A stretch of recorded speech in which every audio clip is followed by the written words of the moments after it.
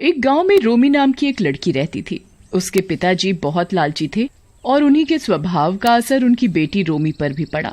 देखते ही देखते रोमी बड़ी हो जाती है और उसके पिता होशियार चंद उसकी शादी एक राम नाम के लड़के से करवा देते हैं।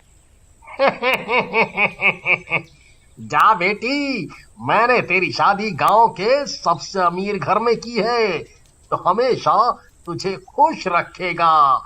उसके पास बहुत पैसा है। बेटी, मैं तो इतना जानती हूँ कि राम एक बहुत अच्छा और सुलझा लड़का है, बस पैसा तो आता जाता रहता है। फिर शादी के बाद रोमी और राम अपने घर आते हैं। अरे वाह, ये घर तो बहुत सुंदर है जी। रोमी, घर तो घर की लक्ष्मी से बनता है और मेरे घर की लक्ष्मी तुम हो। फिर कुछ दिनों बाद राम को खेतों में बहुत नुकसान हो जाता है और राम अमीर से गरीब हो जाता है।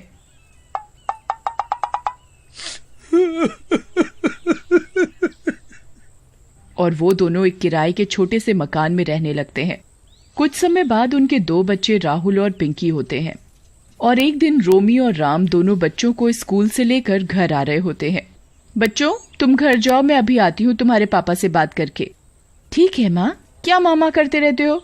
मुझे मॉम ही बोला करो, अमीरों की तरह, समझे? कितनी बार तुम्हें समझाया है। चलो जाओ अब। क्या हुआ पत्नी जी, इतना गुस्सा क्यों करती हो? वारी किस्मत, ये क्या खेल दिखाया तूने? इस सादे से घर में तो मेरा दम घुटता है। पता नहीं कब पैसा आएगा हमारे पास। देखो ना जी, ना हमारे पास एसी है, ना बच्चों को अच्छे अंग्रेजी स्कूल में डालने के पैसे। अरे तुम परेशान क्यों होती हो? जरूरत का सब तो है हमारे पास। जिंदगी ठीक ही गुजर रही है। रहने दो जी, तुम्हें तो पैसा कमाना आता ही नहीं। उनकी ये सारी बातें पेड़ पर बैठी एक चुड़ैल सुन रही होती है। चुड़ैल तो मैं हूँ, लेकिन इस लड़की की हरकतें बिल्कुल चुड़ैल जैसी ही हैं। ये मेरे प्यारे से राम को कितना सुना रही है। इसे तो सबक सिखाना ही पड़ेगा।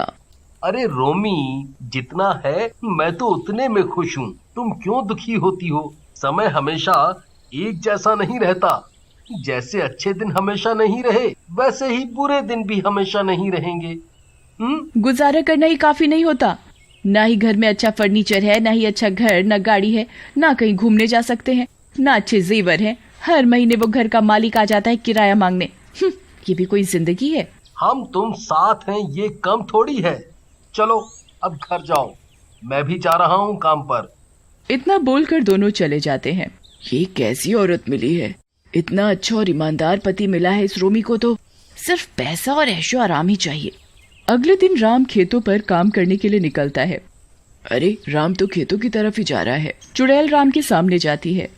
राम रुको। आई मम्मी, बचा लो। अरे मर गया रे, भागो रे। चुड़ैल, अरे मर गया रे चुड़ैल। अरे डरो नहीं, मैं तुम्हें कोई नुकसान पहुंचाने नहीं आई। तुम मुझे नहीं पहचान पा रहे, लेकिन मैं तुम्हें अच्छे से जानती हूँ। तुम्हारी बीवी तुम्हारे लायक नहीं है। तुम उसे छोड़ दो और मुझसे शादी कर लो। मैं तुम्हें रोज यहाँ आते जाते देखती हूँ। क्या बकवास कर रही हो? मैं अपनी बीवी से बहुत प्यार करता हूँ। हाँ, माना कि वो पैसों को ज्यादा जरूरी समझती है, लेकिन इसका ये मतलब नहीं है कि वो मुझसे प्यार नहीं करती है। इतना बोलकर राम वहाँ से चला जाता है। राम, तुम बचपन से ही इतने भोले क्यों हो? कोई बात नहीं, मैं तुम्हारे साथ कुछ गलत नहीं होने दूंगी। अगले दिन चुड़ैल एक सुंदर लड़की रीमा का रूप लेती है और रोमी से मिलती है। रोमी जी, मुझे आपसे बात करनी है। जी कहिए। आप मुझे नहीं जानती, लेकिन मैं आपको बहुत अच्छे से जानती हूँ और ये भी जानती हूँ कि आप बहुत परेशान हैं। देखो, मैं परेशान हूँ या नहीं, उससे तुम्हें क्या लेना देना? तुम काम बताओ जिसके लिए तुमने मुझे रोका है। हाँ, आई तो काम से ही हूँ, क्यों झूठ बोलूं। मैं आपके पति से बहुत प्यार करती हूँ। आप मेरी उनसे शादी करवा दो। वो तुमसे बहुत प्यार करते हैं, इसलिए उन्होंने मुझे मना कर दिया।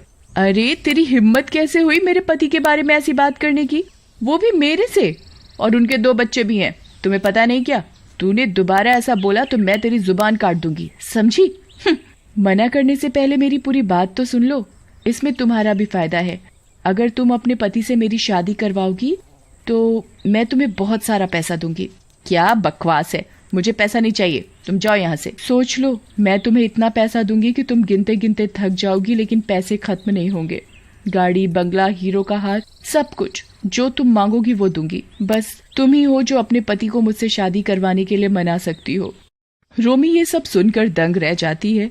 चुड़ैल उसे एक बैग देती है। तुम्हें विश्वास नहीं तो ये लो बैग, ये हीरो और सोने के जेवरों से भरा हुआ है। देख लो, तुम अपने बच्चों को और पति को एक अच्छी जिंदगी दे सकती हो। रोमी जैसे ही बैग को खोलती है उसकी आंखें फटी की फटी रह जाती हैं। वो बैग सच में हीरे और सोने के जेवरों से भरा होता है। दया रे दया, इतना सोना, हीरे तो मैंने अपनी जिंदगी में नहीं देखे। लेकिन ये नकली तो नहीं है। चुड़ैल उसे एक बैग और देती है। ठीक है, ये ले लो एक और बैग। रोमी उस बैग को भी ले लेती है और खोलती है तो वो पैसों से भरा होता है।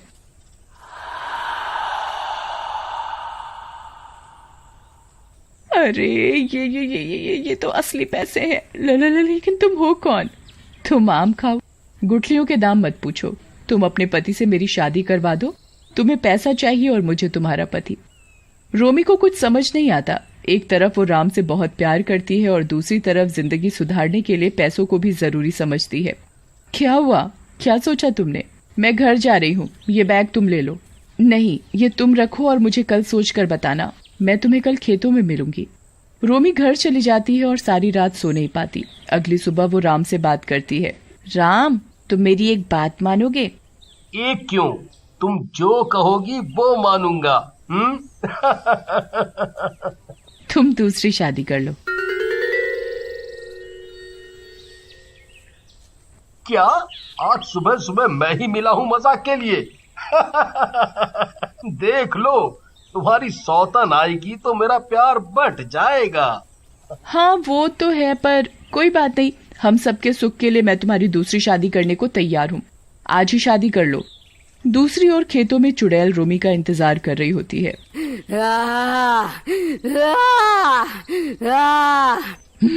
मुझे बहुत गुस्सा आ रहा है। पता नहीं ये रोमी कब आएगी। मैं ही इसके घर चली जाती हूँ। इस बार मैं राम को नहीं छोड़ने वाली।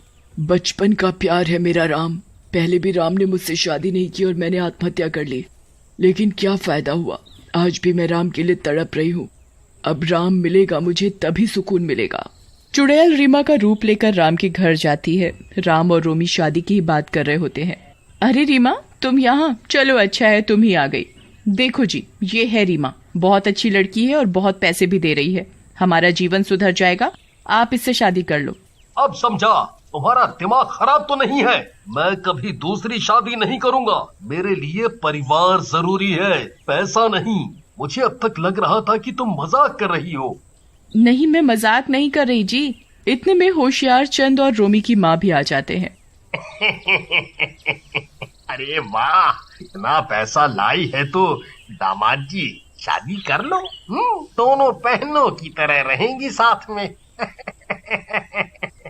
ये क्या कह रहे हैं जी आप? पैसा सब नहीं होता। सबके मना करने पर भी रोमी जिद पर अड़ी रहती है और जहर पीने लगती है। देखो जी, अगर आपने इससे अभी शादी नहीं की तो मैं ये जहर पी जाऊंगी। अरे रोमी नहीं, ये क्या कह रही हो? तुम बहुत पछताओगी मेरी दूसरी शादी करवा के। अरे लड़की, तूने मेरी बीवी को ये क्या लालच दे दिया है? तुझे कल मना किया था ना शादी के लिए, फिर क्यों आ गई यहाँ? रीमा से कुछ मत कहो, ये मेरा फैसला है। आप हाँ कहते हो या मैं जहर पी जाऊं? रोमी की जिद के आगे राम की एक नहीं चलती और रोमी राम और चुड़ैल की शादी करवा देती है। शादी के बाद चुड़ैल उन्हें एक बहुत बड़ा और आलीशान घर देती है और गाड़ी भी। देखा राम जी, हमारे तो दिन ही बदल गए। ये इतना बड़ा स्विमिंग पूल देखो जी। और ये मेरी बनारसी चमचमाती साड़ी देखो। और ये जेवर। रोमी सब पाकर बहुत खुश होती है, लेकिन इस बात से अनजान होती है कि उसने अपने पति की शादी एक चुड़ैल से करवा दी है। रीमा शादी के बाद अपने कमरे में जाती है और अपने चुड़ैल रूप में आ जाती है। कमरा फूलों से सजा होता है।